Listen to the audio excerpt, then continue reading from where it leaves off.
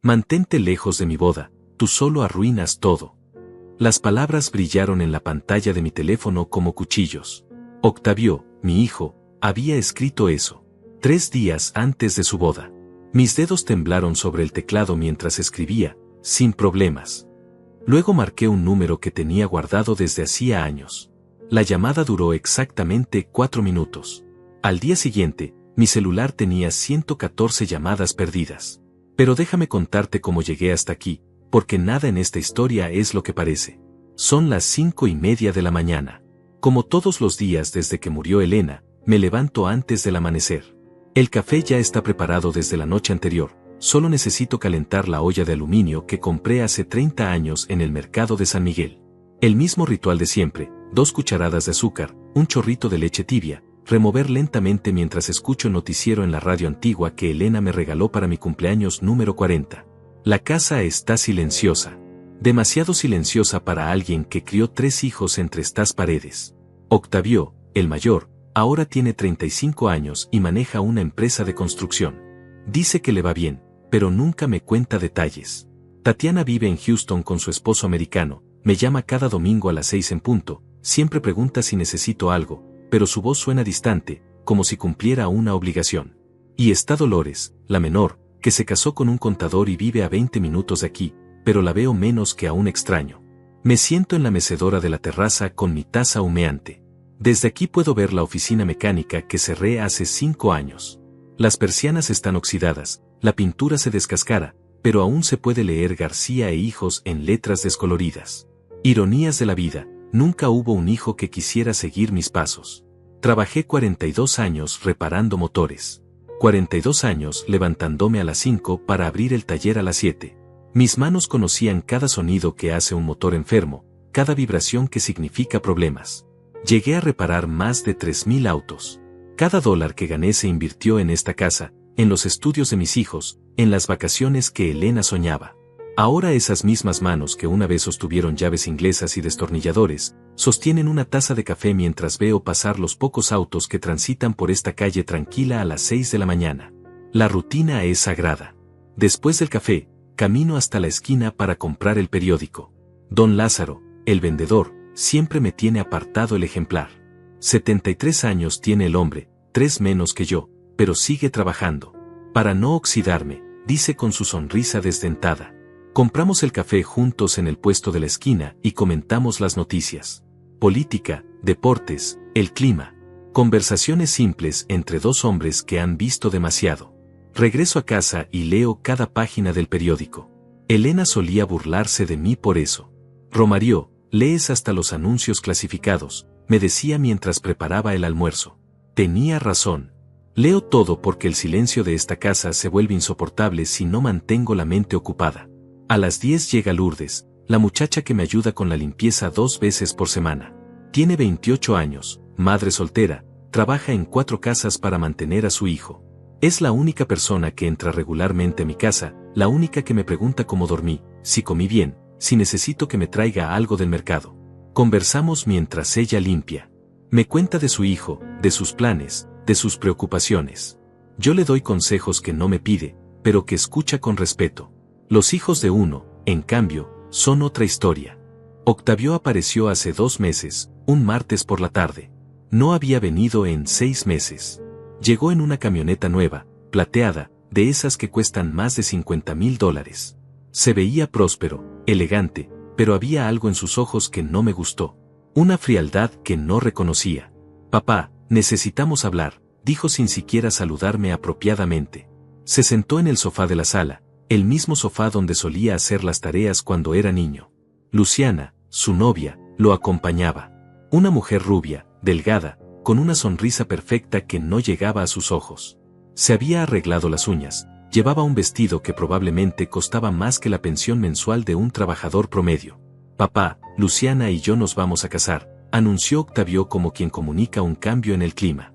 Debería haber sido un momento de alegría. Un padre recibiendo la noticia de que su hijo mayor ha encontrado el amor. Pero no sentí alegría.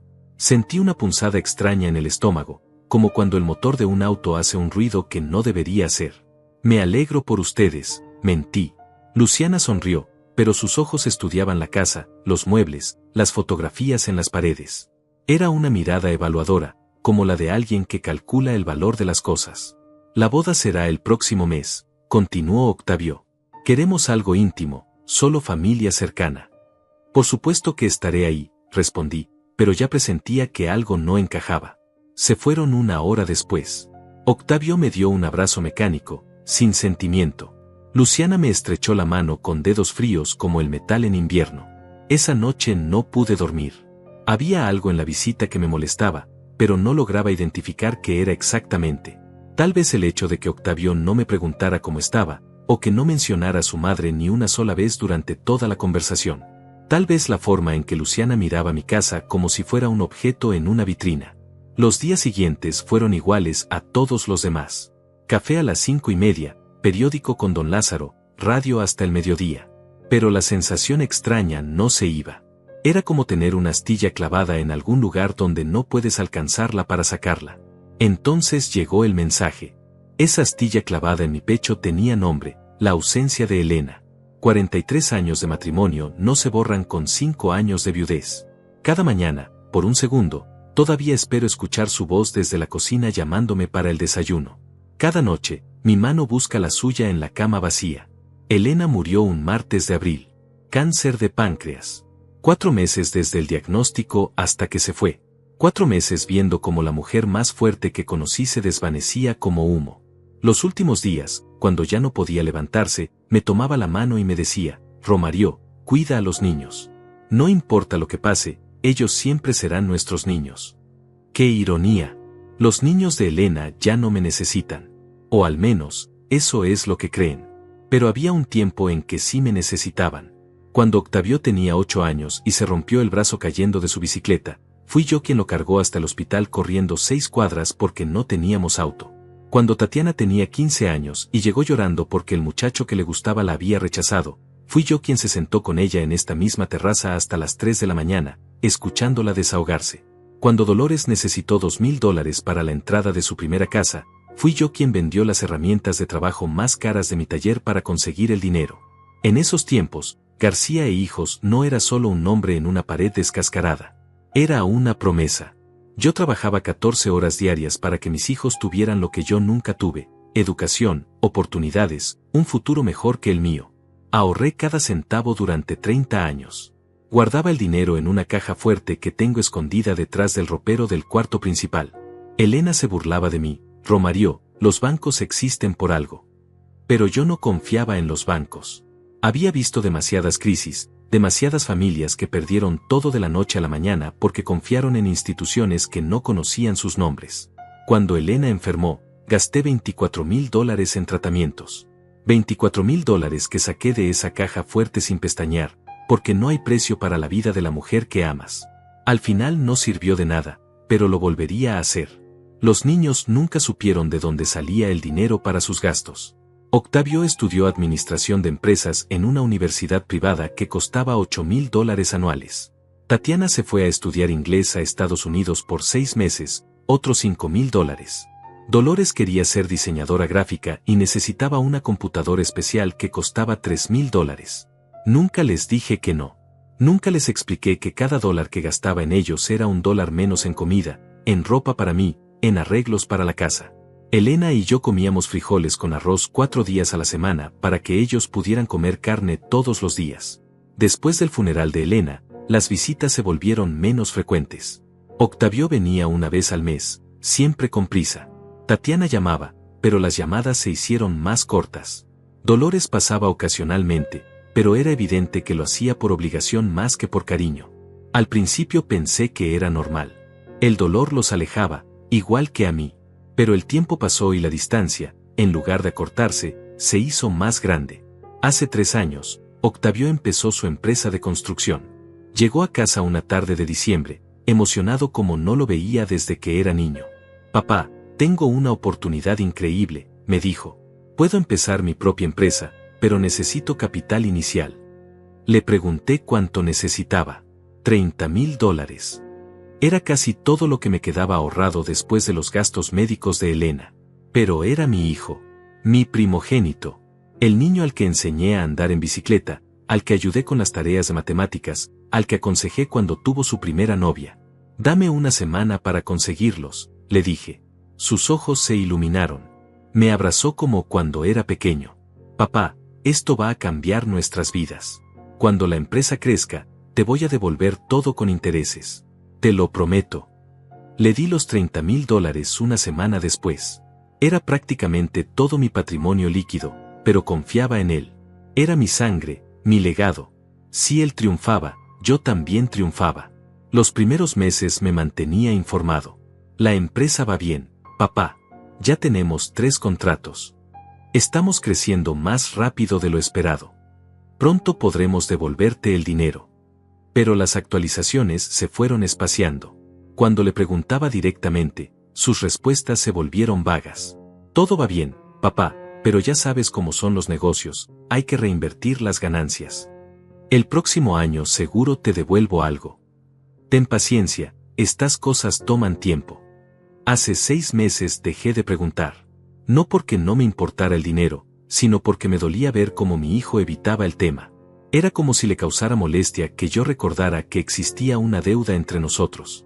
Y ahora aparecía con una camioneta de $50,000 y una novia que llevaba un vestido que probablemente costaba más que mi renta mensual. La noche después de su visita, me quedé despierto calculando. Si Octavio tenía dinero para una camioneta nueva y una boda cara, entonces su empresa iba bien. Si su empresa iba bien, ¿por qué no me había devuelto nada de los $30,000 que le presté? Elena solía decir que yo pensaba demasiado. Romario, no todos los ruidos extraños significan que el motor está roto. A veces solo es el viento. Pero después de 42 años reparando motores, aprendí que los ruidos extraños siempre significan algo.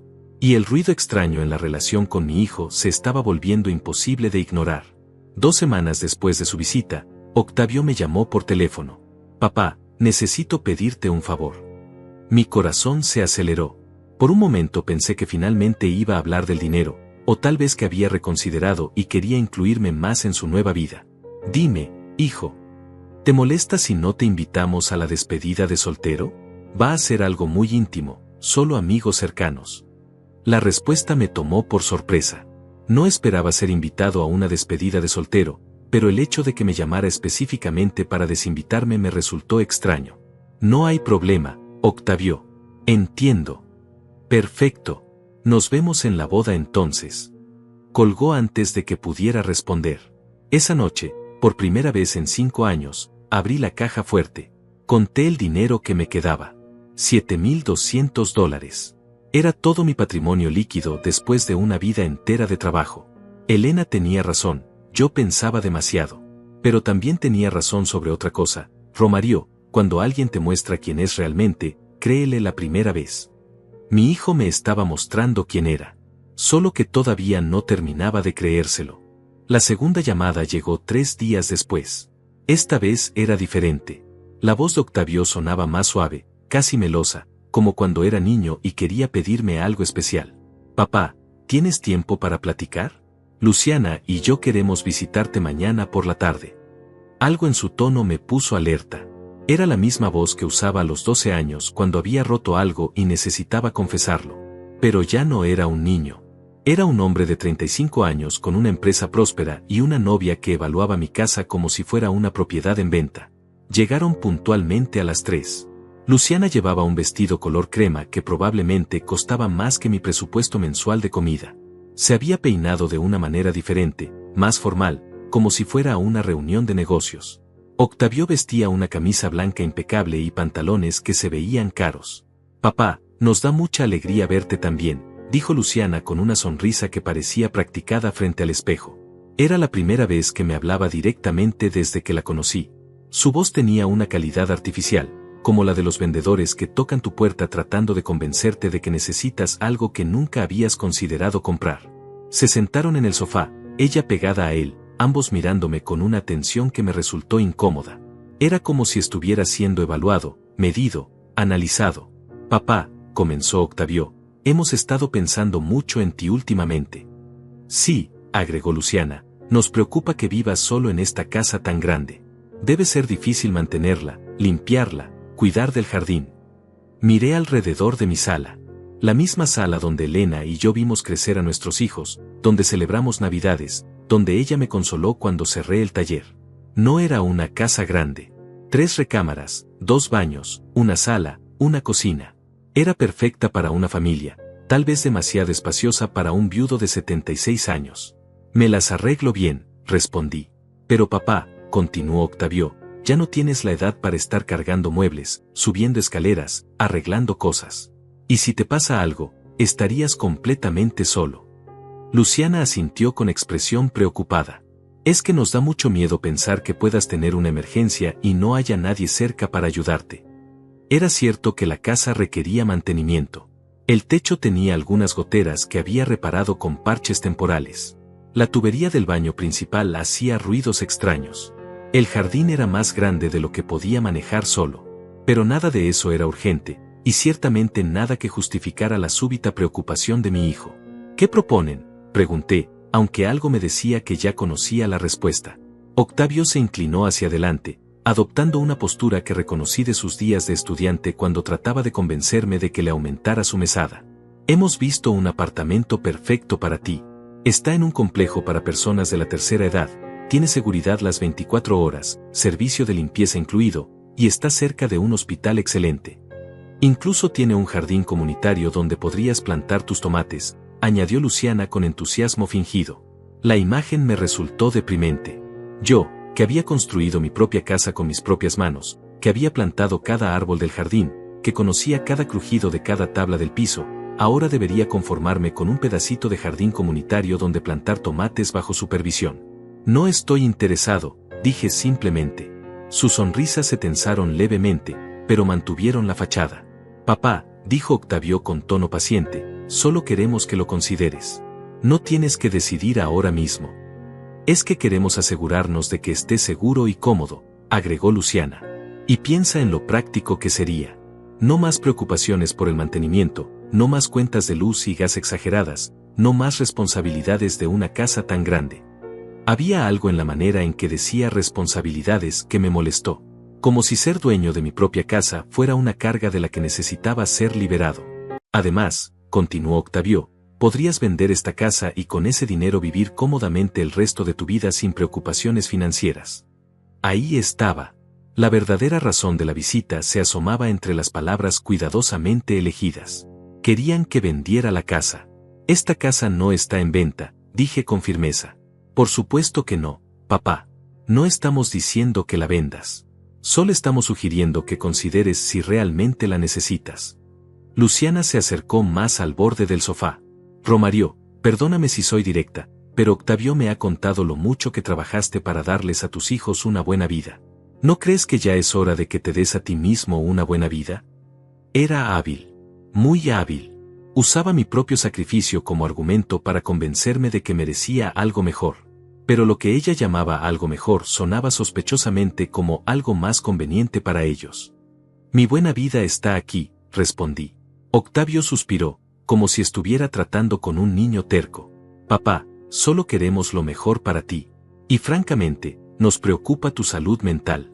Vivir solo, sin compañía, rodeado de recuerdos, no puede ser saludable. Mi salud mental. Sí, papá. Elena murió hace 5 años. Tal vez es hora de que hagas un cambio, que empieces una nueva etapa de tu vida. Era la primera vez que mencionaba a su madre desde que habían llegado. Y lo hacía para sugerir que mi dolor por su ausencia era una enfermedad que necesitaba ser curada mudándome a un apartamento para ancianos. Elena no es solo un recuerdo, dije con voz controlada. Es parte de mí. Y esta casa es parte de ella. Papá, dijo Luciana con voz dulce pero firme, aferrarse al pasado no es sano. Elena querría que fueras feliz, que vivieras plenamente. ¿Cómo se atrevía esta mujer, que había conocido a Elena solo a través de fotografías, a decirme lo que mi esposa habría querido para mí? Creo que conozco mejor que nadie lo que Elena habría querido, respondí. Un silencio incómodo llenó la sala. Octavio y Luciana intercambiaron una mirada que duró apenas un segundo, pero que capté perfectamente. Era la mirada de 2 personas que habían ensayado esta conversación y se daban cuenta de que no estaba saliendo según el plan. Está bien, papá, dijo Octavio finalmente. No queremos presionarte. Solo queremos que sepas que estamos aquí para apoyarte en lo que necesites. Se levantaron para irse. En la puerta, Octavio me dio otro de sus abrazos mecánicos. Piénsalo, ¿sí? No tiene que ser inmediato, pero al menos considera la posibilidad. Y si cambias de opinión, añadió Luciana, nosotros te ayudamos con todo el proceso. La mudanza, los trámites, todo. Después de que se fueron, me quedé sentado en mi mecedora de la terraza, observando las persianas oxidadas de mi antiguo taller. García e hijos.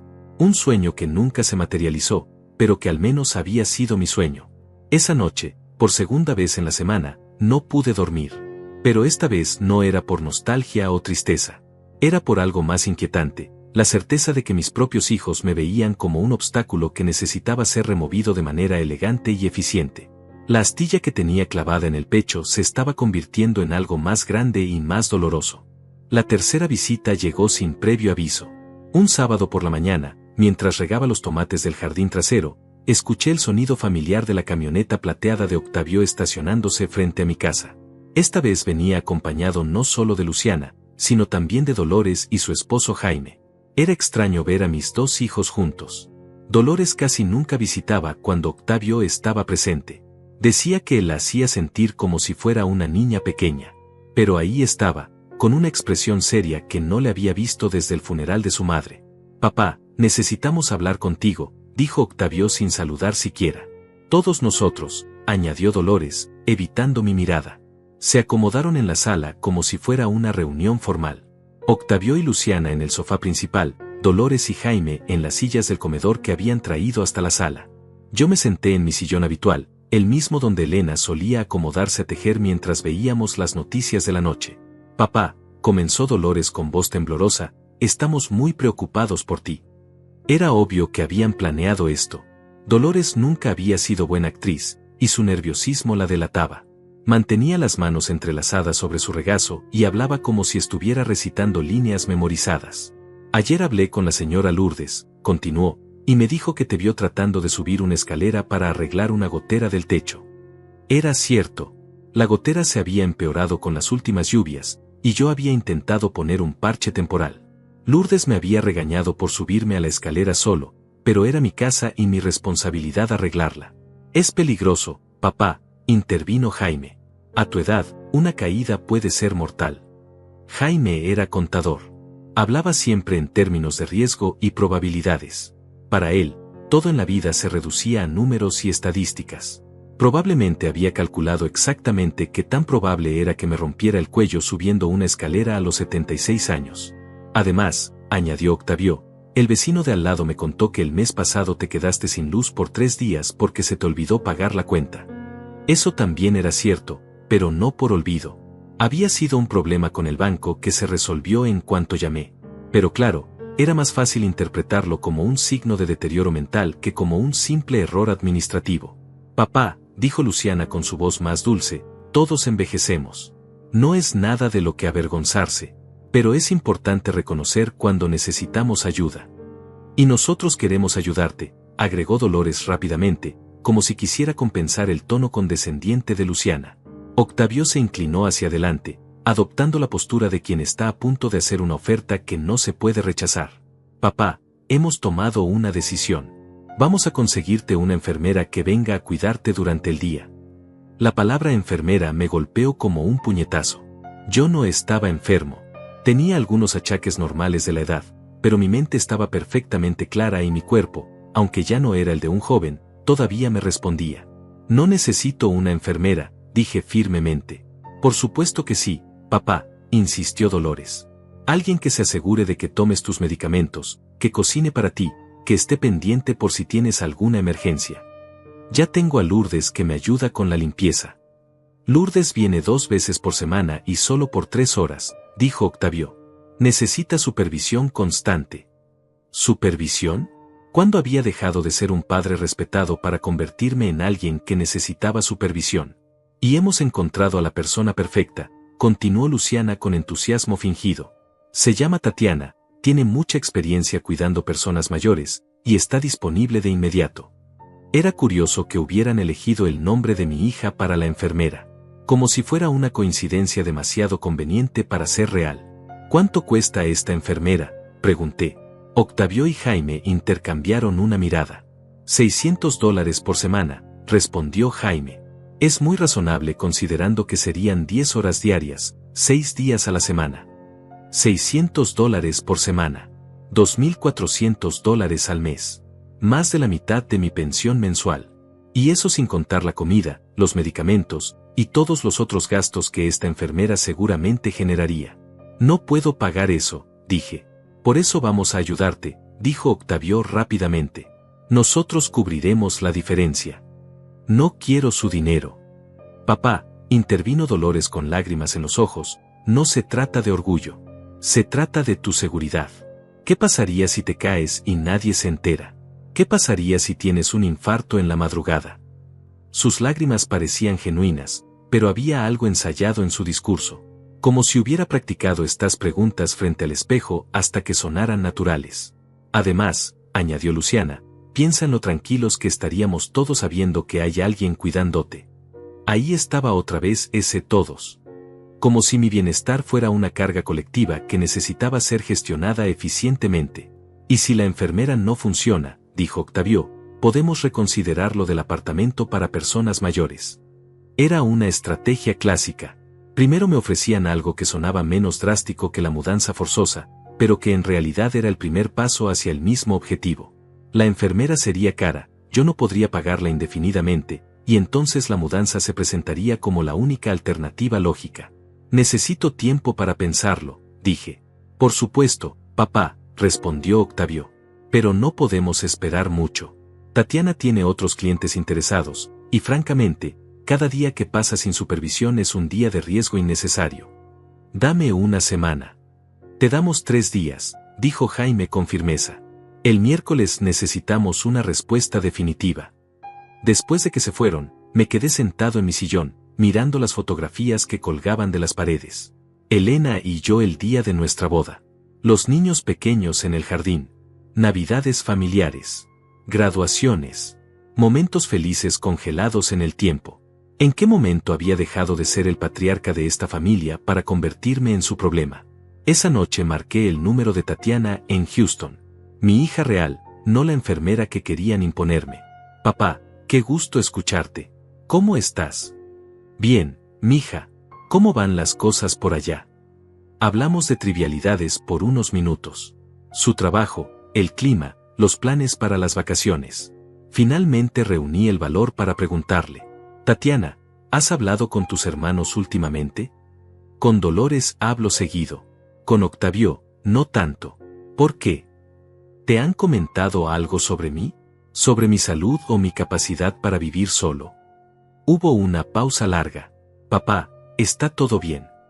Solo responde la pregunta, mija. Otra pausa. Octavio me llamó la semana pasada. Dijo que estaba preocupado porque vivía solo y que tal vez sería mejor que tuvieras ayuda profesional. ¿Y tú qué le dijiste? Le dije que cuando hablaba contigo sonabas perfectamente bien, pero que si él creía que necesitabas ayuda, pues que buscaran opciones. ¿No te pareció extraño que de repente se preocupara tanto por mí? Silencio. Papá, ¿qué está pasando realmente? Le conté sobre las visitas, sobre sus propuestas, sobre la presión para mudarme o aceptar una enfermera. Tatiana escuchó sin interrumpir. Papá, dijo finalmente, eso no suena bien. ¿Tú qué harías en mi lugar?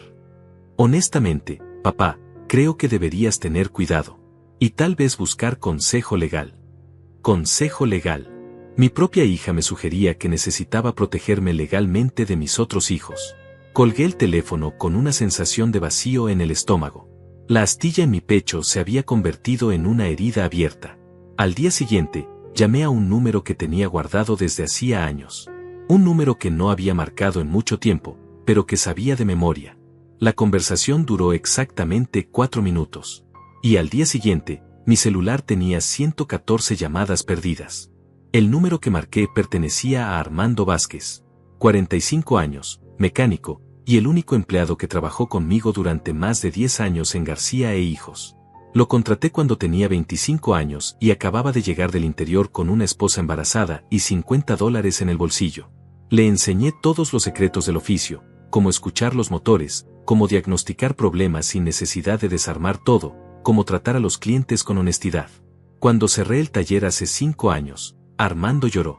No por sentimentalismo, sino porque sabía que perdía más que un trabajo. Perdía a un maestro, a un mentor, a algo parecido a un padre. Don Romario me había dicho ese último día: si alguna vez necesita algo, lo que sea, usted me llama. Yo le debo todo lo que soy. Nunca le cobré esa deuda. Hasta ahora. Don Romario, respondió al segundo tono, qué gusto escucharlo. ¿Cómo está usted? Armando, necesito verte. Es urgente. Por supuesto. ¿Dónde quedamos? En tu taller. Esta noche, después de las 8. Ahí lo espero. El taller de Armando quedaba a 20 minutos de mi casa, en una zona industrial que conocía bien. Había crecido desde la última vez que lo visité. Ahora tenía 4 empleados y una oficina pequeña pero ordenada. Los negocios le iban bien, mejor que a mí en mis últimos años. Don Romario, se ve usted bien, dijo Armando mientras cerraba la puerta principal detrás de mí, pero por teléfono sonaba preocupado. Tengo un problema, Armando, y necesito tu ayuda. Usted dirá. Le conté todo. Las visitas de Octavio y Luciana, la propuesta del apartamento, la presión para aceptar una enfermera, la conversación con Dolores y Jaime. Armando escuchó sin interrumpir, con la misma atención concentrada que ponía cuando le explicaba cómo reparar una transmisión complicada. ¿Y usted qué sospecha, don Romario? Sospecho que quieren quedarse con mi casa, pero necesito estar seguro antes de tomar cualquier decisión. Armando asintió lentamente. Don Romario, yo conozco a su hijo desde que era niño. Venía al taller con usted los sábados, ¿se acuerda? Siempre fue inteligente, pero también siempre fue ambicioso. Sí, me acuerdo. Y permítame decirle algo que tal vez no le va a gustar escuchar. Dímelo. Hace 6 meses, Octavio vino a mi taller. Quería que yo le diera información sobre usted. Se me heló la sangre. ¿Qué tipo de información? Preguntó si usted había vendido herramientas o maquinaria después de cerrar García e Hijos. Preguntó si sabía cuánto dinero tenía ahorrado. Preguntó si lo había visto comportarse de manera extraña o confundida. ¿Y tú qué le dijiste? Le dije que usted estaba perfectamente bien y que sus finanzas no eran asunto mío. Pero me quedé con una sensación rara, don Romario, como si me estuviera investigando para algo. El estómago se me contrajo. Mi propio hijo había estado recopilando información sobre mí durante meses, probablemente buscando evidencia de que no era competente para manejar mis propios asuntos. Hay algo más, continuó Armando. La semana pasada me llamó Gilberto Morales, ¿se acuerda de él? Por supuesto que me acordaba. Gilberto había sido cliente del taller durante años. Era agente inmobiliario y tenía fama de ser honesto, razón por la cual le reparé sus autos durante una década sin cobrarle nunca precio completo. Gilberto me contó que Octavio lo contactó preguntando por el valor de mercado de su casa. Le dijo que usted estaba considerando vender y que quería una evaluación informal. Yo nunca le dije que quería vender mi casa. Eso me imaginé. Por eso le dije a Gilberto que tuviera cuidado, que algo no cuadraba. ¿Qué más averiguaste? Armando se dirigió hacia su escritorio y sacó una carpeta amarilla. Don Romario, después de la conversación con Octavio decidí hacer algunas investigaciones por mi cuenta. Tengo un amigo que trabaja en el registro civil, otro que trabaja en Hacienda, y otro que conoce el negocio de la construcción. Abrió la carpeta y extendió varios papeles sobre el escritorio. La empresa de Octavio no está tan bien como él dice. ¿Qué quieres decir? Tiene deudas por más de $80,000. 2 proyectos importantes se cancelaron el año pasado.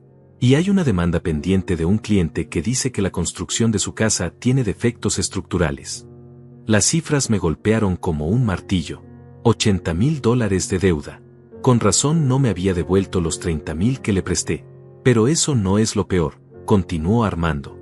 Según mi contacto en Hacienda, Octavio debe impuestos atrasados por $15,000. Y si no los paga en los próximos 2 meses, pueden embargarle los bienes. ¿Incluyendo su casa? Incluyendo su casa. Y la boda, añadí, comprendiendo súbitamente, ¿cuánto cuesta una boda? Luciana es de familia acomodada. Según lo que he escuchado, quiere una ceremonia en el club más caro de la ciudad. Fácilmente $20,000, tal vez más. Los números bailaban en mi cabeza. 80.000 de deuda, 15.000 de impuestos, 20.000 de boda. Octavio necesitaba por lo menos $115.000 para salir de sus problemas y mantener su estilo de vida. ¿Cuánto vale mi casa, Armando? Según Gilberto, entre $120 y $140.000. Exactamente lo suficiente para resolver todos los problemas financieros de mi hijo. Pero hay algo más, don Romario. Algo que me preocupa mucho más. Armando sacó otro papel de la carpeta. Mi amigo del registro civil me mostró esto. Es una consulta que hicieron sobre usted hace 3 semanas. ¿Qué tipo de consulta? Preguntaron sobre los procedimientos para declarar a una persona mentalmente incompetente. ¿Qué documentos se necesitan? ¿Qué tipo de evaluaciones médicas se requieren? ¿Cuánto tiempo toma el proceso? Se me nubló la vista. Mis propios hijos no solo querían quedarse con mi casa. Querían declararme mentalmente incompetente para poder hacerlo legalmente. ¿Quién hizo la consulta? La hizo un abogado llamado Lázaro Mendoza. Es el cuñado de Jaime. Jaime, el contador, el esposo de Dolores, el hombre de los números y las probabilidades. Por supuesto que él habría pensado en los aspectos legales del plan. Don Romario, dijo Armando con voz grave, esto no es solo sobre dinero. Están planeando quitarle todo, su casa, su autonomía, su dignidad. Lo van a internar en algún lugar donde puedan controlar cada aspecto de su vida. Me senté pesadamente en una silla. Todo encajaba. La enfermera que costaría $600 por semana era parte del plan para demostrar que no podía cuidarme solo. El apartamento para personas mayores era el lugar donde me tendrían controlado mientras procesaban la venta de mi casa. Y la boda era el premio que Octavio recibiría por ejecutar el plan exitosamente. ¿Qué puedo hacer?, pregunté. Primero, necesitamos más evidencia. Evidencia sólida que demuestre sus intenciones. ¿Cómo? Armando sonrió por primera vez esa noche. Don Romario, usted me enseñó que para reparar un motor, primero hay que entender cómo funciona. Y yo he pasado 6 meses entendiendo cómo funciona esta máquina que armaron contra usted. Te escucho. Mañana usted va a llamar a Octavio. Le va a decir que ha reconsiderado y que está dispuesto a aceptar la enfermera. Cuando vengan a su casa, usted va a tener esto puesto. Armando sacó un dispositivo pequeño de su bolsillo. Era una grabadora digital, del tamaño de una moneda. Va a grabar toda la conversación. Y yo voy a estar escondido en su jardín trasero, grabando también con mi teléfono. Y después, don Romario, vamos a usar sus propias palabras para destruir su plan. Por primera vez en semanas, sentí que podía respirar profundamente. La astilla en mi pecho comenzaba a transformarse en algo diferente. Algo más parecido a la determinación. La llamada a Octavio la hice el miércoles por la mañana, exactamente como Armando me había aconsejado. Dejé que mi voz sonara cansada, derrotada, como la de un hombre que finalmente acepta lo inevitable. Hijo, he estado pensando en lo que me dijeron. Tienen razón. Ya no tengo la edad para vivir solo. Papá, me alegra mucho escuchar eso, respondió Octavio, y pude percibir el alivio en su voz. Es la decisión correcta. ¿Cuándo puede empezar la enfermera? Tatiana puede empezar mañana mismo.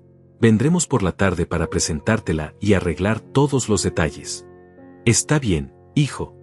Papá, estoy orgulloso de ti. Sé que no fue fácil tomar esta decisión, pero es lo mejor para todos. Colgué el teléfono sintiendo náuseas. La facilidad con la que mi hijo había aceptado mi rendición me confirmó lo que ya sospechaba. Esto había sido planeado desde el principio. Armando llegó a mi casa esa tarde con una caja de herramientas. A cualquier observador casual, parecía un mecánico que venía a revisar mi auto viejo. Pero dentro de esa caja de herramientas había equipos de grabación más sofisticados de lo que yo había imaginado. Don Romario, tengo un amigo que se dedica a la seguridad privada. Me prestó esto, dijo mientras instalaba una cámara minúscula detrás del marco de una fotografía en la sala. Va a grabar video y audio con calidad perfecta. También instaló micrófonos en lugares estratégicos, uno debajo de la mesa de centro, otro pegado debajo de mi sillón. El dispositivo que me había mostrado la noche anterior resultó ser solo una parte de un sistema mucho más complejo. ¿No se van a dar cuenta?, pregunté. Don Romario, usted me enseñó a ser meticuloso. Esto está instalado como si fuera parte del mobiliario original. A las 4 en punto, la camioneta plateada se estacionó frente a mi casa. Octavio bajó acompañado de Luciana y una mujer de unos 40 años que supuse era la enfermera. Tenía el aspecto profesional y eficiente de alguien acostumbrada a manejar personas mayores, uniforme impecable, sonrisa practicada, movimientos calculados. «Papá, te presento a Tatiana Herrera», dijo Octavio mientras entraban a la sala. «Mucho gusto, señor García», dijo la mujer con una voz dulce pero autoritaria. «Estoy muy emocionada de poder cuidarlo». Se sentaron en las mismas posiciones de siempre, Octavio y Luciana en el sofá, la enfermera en una de las sillas del comedor. Yo me acomodé en mi sillón, consciente de que cada palabra que dijéramos estaba siendo grabada. «Tatiana tiene muchísima experiencia», comenzó Luciana. «Ha cuidado a personas mayores durante más de 15 años». «Sí, señor García», añadió la enfermera. «He trabajado con muchas familias y entiendo perfectamente las necesidades especiales de las personas de su edad». «¿Cuáles serían exactamente sus responsabilidades?», pregunté, aunque ya conocía la respuesta.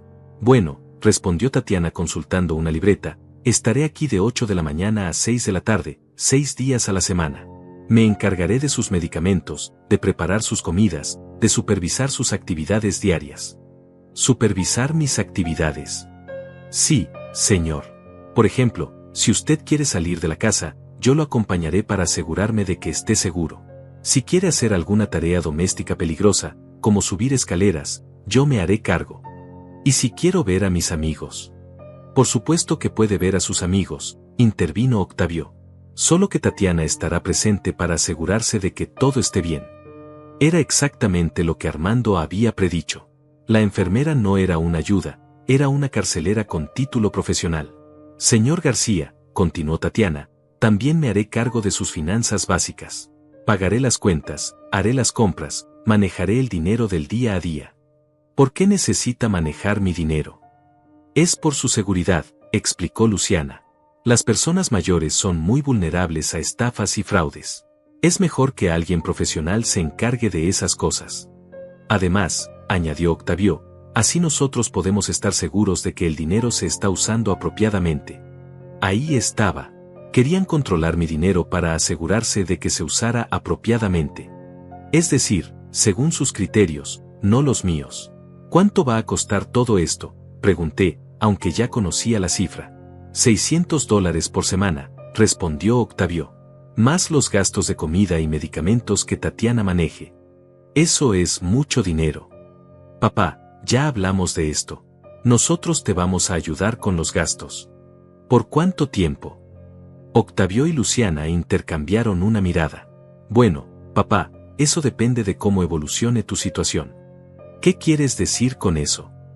«Don Romario», intervino Tatiana con su sonrisa profesional, «yo voy a evaluar su condición diariamente.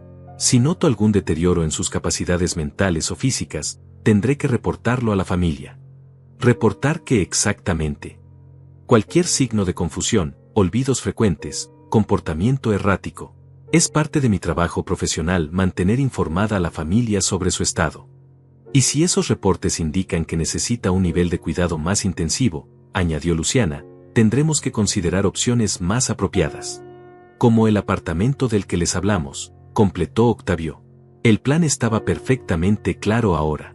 La enfermera documentaría cualquier comportamiento que pudiera interpretarse como deterioro mental. Esos reportes se usarían como evidencia para declararme incompetente. Y una vez que fuera declarado incompetente, podrían hacer lo que quisieran con mi casa y mi dinero. «Hay una cosa más», dijo Octavio sacando unos papeles de su portafolio. «Necesitamos que firmes algunos documentos». «¿Qué tipo de documentos?». «Son poderes legales», explicó Luciana, «para que podamos tomar decisiones médicas y financieras en caso de emergencia». «¿Qué tipo de decisiones?». «Bueno, si tienes un accidente o una crisis médica y no puedes comunicarte claramente, alguien tiene que poder autorizar tratamientos, pagar cuentas, ese tipo de cosas». Tomé los papeles y los revisé. Estaban escritos en lenguaje legal complicado, pero la esencia era simple: le daba a Octavio control total sobre mis decisiones médicas y financieras. Una vez firmados, él podría internarme en cualquier institución, vender mi propiedad, y disponer de mi dinero como considerara conveniente. «Necesito tiempo para leer esto con cuidado», dije. «Papá, son documentos estándar», insistió Octavio. Todas las familias responsables tienen este tipo de papeles firmados. Aún así, quiero revisarlos. Señor García, intervino Tatiana, entiendo su cautela, pero estos documentos son realmente por su propio bien. Si algo le pasa y no están firmados, su familia no podrá ayudarlo eficientemente. ¿Y qué pasa si no quiero firmarlos? Un silencio incómodo llenó la sala. Octavio se aclaró la garganta. Papá, francamente, si no confías en nosotros lo suficiente para firmar estos papeles, tal vez deberíamos reconsiderar todo el arreglo. ¿Qué quieres decir? Quiero decir que si no puedes ser colaborativo con las medidas que estamos tomando para cuidarte, tal vez no estés realmente listo para aceptar ayuda. Era una amenaza verla y disimulada. Firma los papeles o perdemos el interés en cuidarte. Por supuesto, yo sabía que perder su interés significaría que buscarían otra manera de conseguir lo que querían. Está bien, dije finalmente. Los firmaré. Excelente, dijo Octavio con una sonrisa que no llegaba a sus ojos.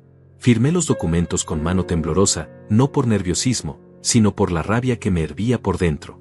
Cada firma era una traición a la confianza que había depositado en mis hijos durante toda mi vida. Perfecto, dijo Luciana recogiendo los papeles.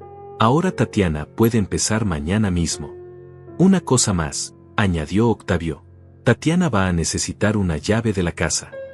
Por supuesto, respondí, y fui a buscar la llave de repuesto que Elena siempre mantenía en el cajón de la cocina.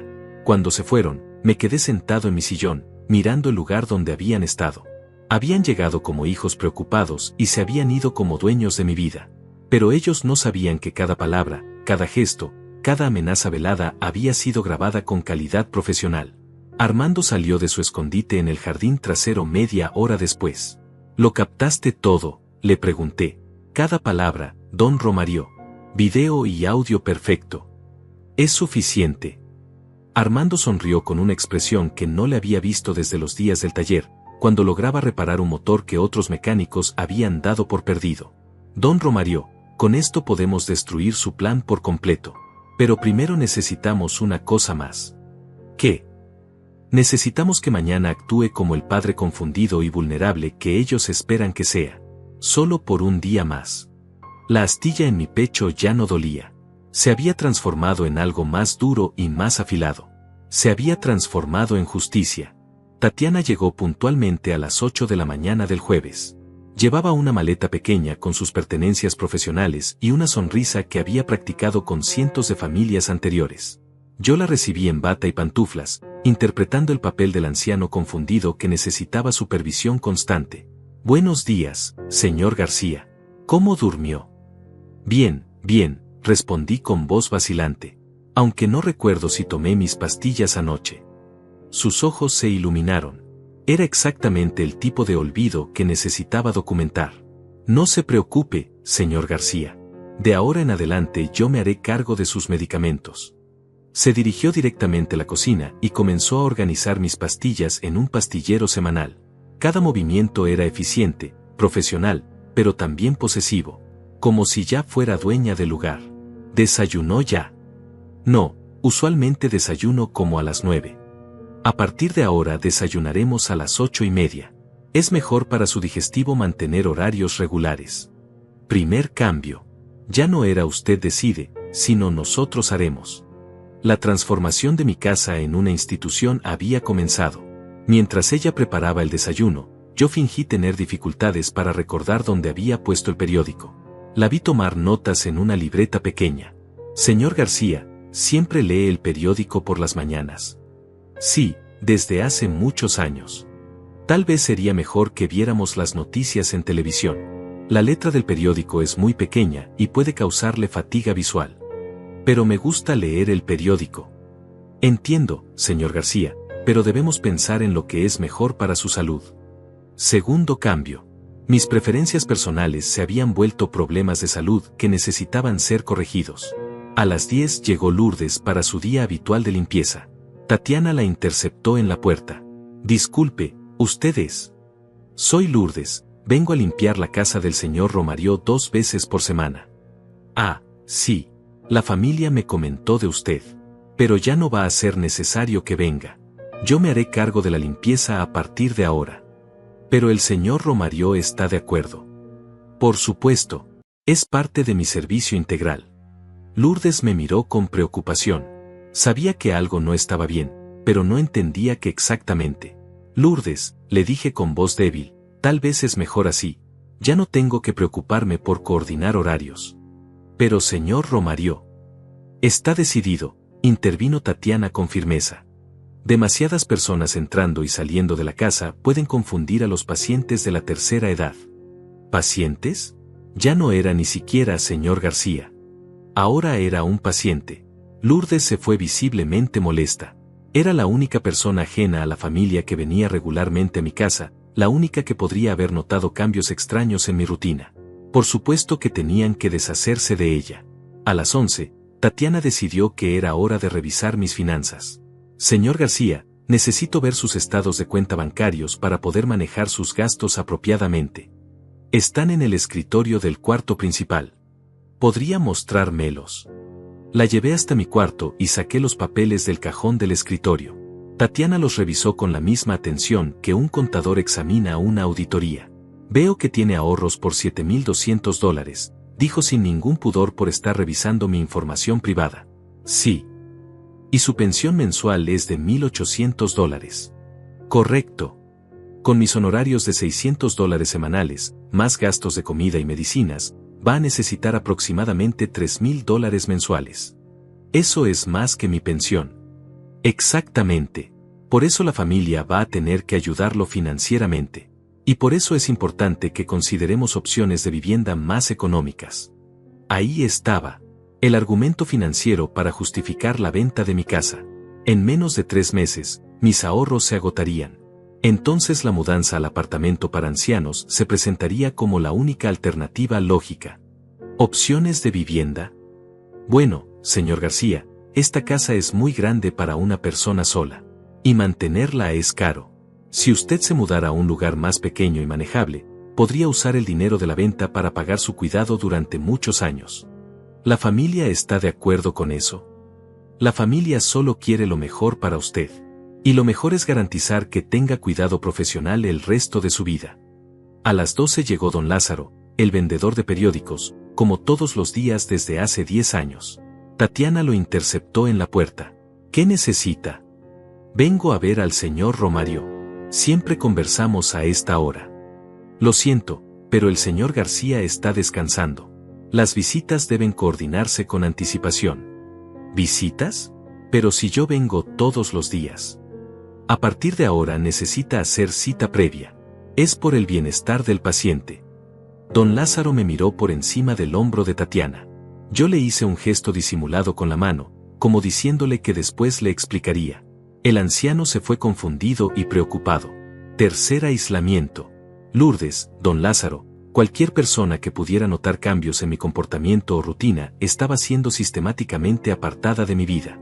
Por la tarde, mientras Tatiana organizaba mis medicamentos, fingí tener dificultades para recordar el nombre de mi difunta esposa. ¿Cómo se llamaba mi señora?, pregunté con expresión confundida. Tatiana dejó de contar pastillas y me miró con atención renovada. Elena, señor García. Su esposa se llamaba Elena. Ah, sí, Elena. Se me olvidan las cosas a veces. Sus ojos brillaron como los de un cazador que ve a su presa en la mira. Inmediatamente tomó su libreta y escribió una nota larga. Es normal que se le olviden nombres importantes. A veces. Especialmente cuando estoy cansado. ¿Qué otras cosas se le olvidan? Pues, ayer no recordaba si había cerrado la llave del gas. Y la semana pasada fui al mercado y no recordaba que tenía que comprar. Cada confesión era una mentira cuidadosamente construida, pero Tatiana las documentaba como síntomas genuinos de deterioro cognitivo. A las 5 de la tarde, Octavio llegó para su visita de supervisión. ¿Cómo estuvo el primer día, Tatiana? Muy revelador, respondió ella consultando su libreta. El señor García muestra varios signos preocupantes. ¿Cómo cuáles? Confusión temporal, olvidos de rutinas básicas, dificultad para recordar nombres importantes. Esta mañana no recordaba si había tomado sus medicamentos. Esta tarde no recordaba el nombre de su difunta esposa. ¿Elena? Exactamente. Tuve que recordárselo. Octavio asintió con expresión grave, pero yo pude ver un destello de satisfacción en sus ojos. ¿Qué recomiendas? Recomiendo supervisión constante. El señor García no debe estar solo ni por periodos cortos. Y sugiero una evaluación médica lo antes posible. ¿Qué tipo de evaluación? Una evaluación neurológica completa, para determinar el grado de deterioro cognitivo y establecer un plan de cuidado apropiado. ¿Y si la evaluación confirma lo que sospechas? Entonces habría que considerar seriamente opciones de cuidado a largo plazo. Una residencia especializada sería lo más apropiado. Entiendo. ¿Puedes quedarte esta noche? No me gusta la idea de que papá esté solo en su estado actual. Por supuesto. Cobro $50 adicionales por noche, pero es necesario. $50 más por noche. El costo de mi cuidado seguía aumentando, acelerando la crisis financiera que justificaría la venta de mi casa. Después de que Octavio se fue, Tatiana estableció las reglas nocturnas. Señor García, voy a dormir en el sofá de la sala. Si necesita algo durante la noche, debe llamarme. No trate de levantarse solo, especialmente para ir al baño. Podría caerse. Pero he ido solo al baño durante 76 años. Sí, pero su condición ha cambiado. Ahora representa un riesgo. Mi condición. Como si fuera un diagnóstico médico en lugar de una mentira construida para justificar mi encarcelamiento. Esa noche, mientras Tatiana dormía en la sala, me levanté silenciosamente y revisé mis cámaras ocultas. Armando había instalado todo perfectamente. Cada conversación, cada intercambio, cada momento de manipulación había sido grabado en alta definición. Por la mañana, Tatiana reportaría que me había levantado durante la noche confundido y desorientado. Era parte del guión que habían preparado para mí, pero ellos no sabían que yo también tenía un guión. Y mi guión estaba a punto de llegar a su clímax. Tomé mi teléfono y envié un mensaje de texto a Armando: mañana es el día. La respuesta llegó inmediatamente: listo, don Romario. Es hora de que cojan su propia medicina. La astilla en mi pecho ya no existía. Se había transformado en algo completamente diferente. Se había transformado en una espada. El viernes por la mañana, Tatiana preparó el desayuno mientras hacía una llamada telefónica que no pensó que yo pudiera escuchar desde mi cuarto. Sí, doctor Mendoza, es exactamente como usted predijo. Confusión severa, pérdida de memoria reciente, desorientación nocturna. En mi opinión profesional, el señor García necesita evaluación psiquiátrica inmediata. Doctor Mendoza. El mismo apellido del abogado que había consultado sobre procedimientos de incompetencia mental. No era coincidencia. Toda la red estaba conectada: Jaime el contador, Lázaro Mendoza el abogado, y ahora un doctor Mendoza que seguramente era familiar. ¿Para cuándo podemos programar la evaluación? Perfecto. El lunes a las 2 de la tarde. 4 días. En 4 días tendrían su evaluación médica fraudulenta que me declararía mentalmente incompetente. El lunes por la tarde, Romario García dejaría de existir legalmente como persona capaz de tomar sus propias decisiones. A las 10 de la mañana llegó Octavio acompañado de Luciana y un hombre que no conocía. Alto, delgado, con un maletín de cuero y la actitud confiada de alguien acostumbrado a estar al mando. Papá, te presento al licenciado Lázaro Mendoza, dijo Octavio. Es el abogado de la familia. Mucho gusto, señor García, dijo el hombre estrechando mi mano con firmeza calculada. He venido a explicarle algunos documentos importantes. Se acomodaron en la sala como si fuera una reunión de negocios. Lázaro Mendoza abrió su maletín y sacó una carpeta gruesa llena de papeles. Señor García, entiendo que ayer firmó unos poderes legales básicos. Sí. Excelente, pero dada su condición actual, necesitamos documentos más completos. Mi condición. Tatiana nos ha informado sobre algunos episodios de confusión que ha observado. Es completamente normal a su edad, pero debemos tomar precauciones legales. Lázaro Mendoza extendió los documentos sobre la mesa de centro. Estos son poderes legales ampliados. Le dan a su hijo Octavio autoridad completa para manejar todos sus asuntos legales y financieros. ¿Qué incluye exactamente? Incluye la autoridad para vender propiedades en su nombre, manejar cuentas bancarias, tomar decisiones médicas, y si fuera necesario, hacer arreglos de vivienda apropiados para su condición. Arreglos de vivienda. Bueno, señor García, intervino Luciana con su sonrisa practicada, si su salud mental continúa deteriorándose, tal vez necesite un ambiente más seguro y supervisado. Como una residencia especializada, añadió Octavio. Exactamente, confirmó el abogado. Estos documentos le dan a su familia la autoridad legal para actuar en su mejor interés, incluso si usted no comprende completamente lo que es mejor para usted. Era brillante en su simplicidad maliciosa. Una vez firmados estos documentos, yo perdería todo control legal sobre mi vida. Octavio podría vender mi casa, manejar mi dinero, e internarme en cualquier institución sin necesidad de mi consentimiento. ¿Y si no quiero firmar? Un silencio incómodo llenó la sala. Lázaro Mendoza se ajustó los lentes con un gesto que había perfeccionado en cientos de reuniones similares.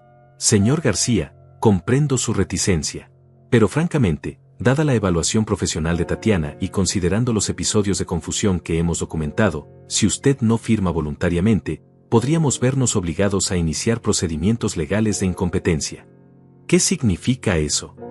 Significa, continuó el abogado con tono profesional pero amenazante, que un juez tendría que decidir si usted es mentalmente capaz de manejar sus propios asuntos. Es un proceso público, costoso y potencialmente humillante. Papá, intervino Octavio con voz suplicante, no queremos llegar a eso. Preferimos manejar todo en familia, con discreción. Pero si usted insiste en resistirse a la ayuda que necesita, añadió Luciana, no tendremos alternativa. Era la amenaza final. Firma voluntariamente o te quitamos todo por la fuerza a través de los tribunales. Necesito tiempo para pensarlo, dije con voz temblorosa. Señor García, dijo Lázaro Mendoza consultando su reloj, francamente, no tenemos mucho tiempo. Su evaluación médica está programada para el lunes. Si los resultados confirman lo que ya sabemos, el proceso legal comenzará inmediatamente. ¿Qué evaluación médica? Una evaluación neurológica completa, explicó Tatiana, para determinar el grado de su deterioro cognitivo. ¿Y si me niego a la evaluación? Papá, dijo Octavio con paciencia fingida, la evaluación es por tu propio bien. Y francamente, negarte solo confirmaría nuestras sospechas sobre tu estado mental. Era una trampa perfecta. Si me sometía a la evaluación fraudulenta, me declararían incompetente. Si me negaba, usarían mi negativa como evidencia de incompetencia. Está bien, dije finalmente. Firmaré los documentos. Excelente decisión, señor García, dijo el abogado con satisfacción apenas disimulada. Firmé cada página con mano temblorosa, no por miedo, sino por la rabia que me consumía por dentro. Cada firma era una traición documentada, cada rúbrica era evidencia de su conspiración. Perfecto, dijo Lázaro Mendoza guardando los documentos. Ahora su familia puede actuar oficialmente en su mejor interés. Hay una cosa más, añadió Octavio. Papá, hemos estado viendo algunas opciones de residencias especializadas. Ya. Solo como precaución, dijo Luciana rápidamente, para estar preparados después de la evaluación del lunes. Octavio sacó algunos folletos coloridos de su portafolio. Esta es Villa Esperanza. Es una residencia muy bonita, con jardines, actividades recreativas, cuidado médico las 24 horas. Miré los folletos. Fotografías de ancianos sonrientes jugando cartas, paseando por jardines perfectamente mantenidos, recibiendo atención de enfermeras jóvenes y alegres. Era la versión comercial del infierno. ¿Cuánto cuesta? $4,000 mensuales, respondió Jaime, que había permanecido callado hasta ese momento. Pero con la venta de tu casa, tendría suficiente dinero para pagar varios años por adelantado. ¿La venta de mi casa? Papá, dijo Octavio con tono paciente, esta casa es demasiado grande y costosa de mantener. Y francamente, con tu condición actual, vivir solo aquí es peligroso. ¿Y dónde viviría mientras decido? Podrías quedarte con nosotros temporalmente, ofreció Luciana con entusiasmo falso. Solo hasta que Villa Esperanza tenga un espacio disponible. Por supuesto, me tendrían en su casa, bajo su control total, mientras procesaban la venta de mi propiedad. Una vez vendida la casa, ya no habría manera de revertir el proceso. ¿Cuándo sería la mudanza? La semana que viene, respondió Octavio. Después de la evaluación médica del lunes. ¿Tan pronto? Papá, mientras más rápido hagamos la transición, mejor será para todos. Especialmente para ti. Lázaro Mendoza cerró su maletín con satisfacción. Señor García, ha tomado la decisión correcta. Su familia se hará cargo de todo a partir de ahora. Después de que se fueron, me quedé sentado en mi sillón, rodeado por el silencio de mi propia casa. En una semana, nada de esto me pertenecería. Mi hogar, mis recuerdos, mi autonomía, todo habría desaparecido. Pero ellos habían cometido un error fatal.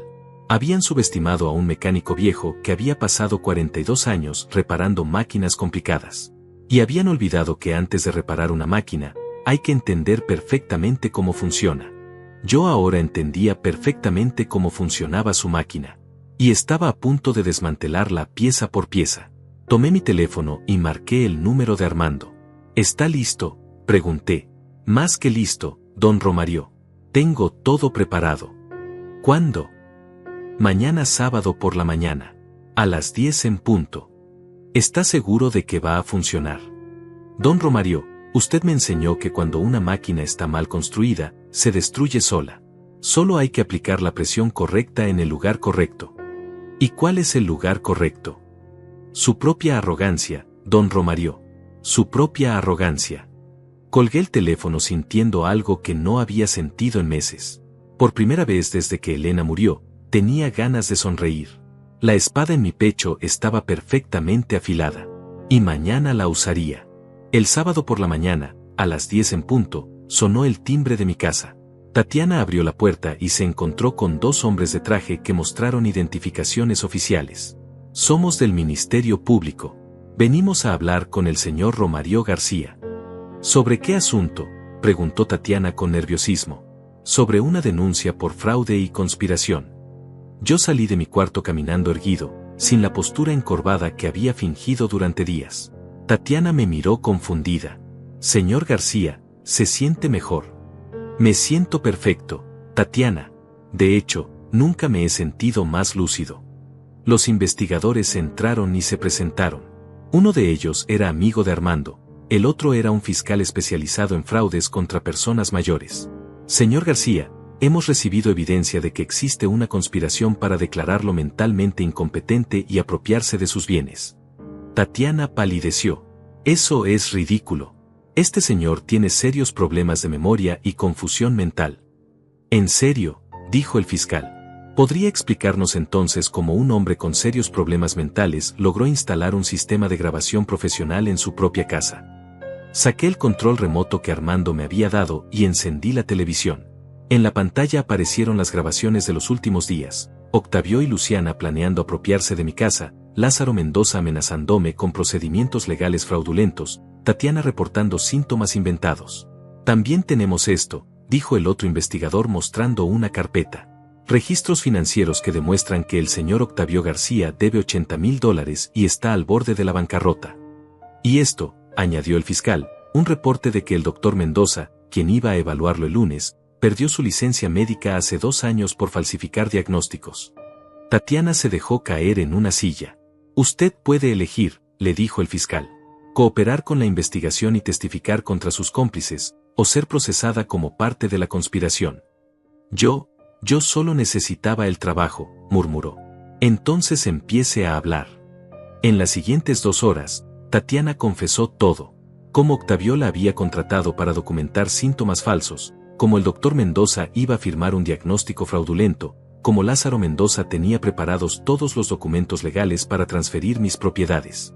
A las 12 del mediodía, llegaron 3 patrullas a la casa de Octavio. Armando me llamó para contarme. Don Romario, tenía que ver esto. Cuando llegaron los policías, Octavio estaba cargando cajas en su camioneta. Trataba de huir. Y Luciana, tratando de quemar documentos en el jardín trasero. ¿Los arrestaron? A todos. Octavio, Luciana, Jaime, el abogado. Incluso encontraron que el doctor Mendoza estaba cobrando $5,000 por el diagnóstico falso. Esa tarde, Dolores llegó a mi casa llorando. Papá, yo no sabía. Octavio me dijo que estabas realmente enfermo, que necesitabas ayuda. ¿De verdad no sabías, mija? Te juro por la memoria de mamá que no sabía nada de los documentos falsos o del dinero. Solo pensé que te estábamos cuidando. La miré a los ojos. Elena siempre decía que Dolores era incapaz de mentir. Sus lágrimas parecían genuinas. Te creo, le dije. ¿Me perdonas? Ya te perdoné. Los juicios comenzaron 3 meses después. Octavio fue sentenciado a 5 años de prisión por fraude y conspiración. Luciana recibió 3 años. Jaime, 2 años de libertad condicional por complicidad. Lázaro Mendoza perdió su licencia y fue sentenciado a 4 años. El falso doctor Mendoza recibió 6 años. Recuperé todos mis documentos y mi dinero. Incluso los $30,000 que le había prestado a Octavio fueron embargados de sus cuentas antes de que pudiera gastarlos. 6 meses después, me mudé a una casa más pequeña en el campo, a 1 hora de la ciudad. Tiene un jardín grande donde cultivo tomates y maíz. Tengo 2 perros que me hacen compañía. Lourdes viene a visitarme los fines de semana con su hijo. Don Lázaro me trae el periódico todas las mañanas. Armando viene a almorzar conmigo los domingos y me cuenta cómo va su negocio. Dolores me visita cada 15 días con sus hijos. Hemos reconstruido nuestra relación lentamente, con paciencia. Tatiana, en mi pueblo, me llama ocasionalmente desde Houston. Dice que le da vergüenza lo que pasó, pero que se alegra de que haya salido bien. De Octavio no he sabido nada. Está cumpliendo su condena en una prisión estatal. No he ido a visitarlo. Tal vez algún día lo haga, cuando pueda mirarlo sin sentir dolor. Cada mañana me levanto a las 5:30, preparo mi café, y me siento en la terraza de mi nueva casa. El aire es más limpio aquí, el silencio es más cómodo. A veces pienso en Elena y le hablo como si estuviera sentada a mi lado.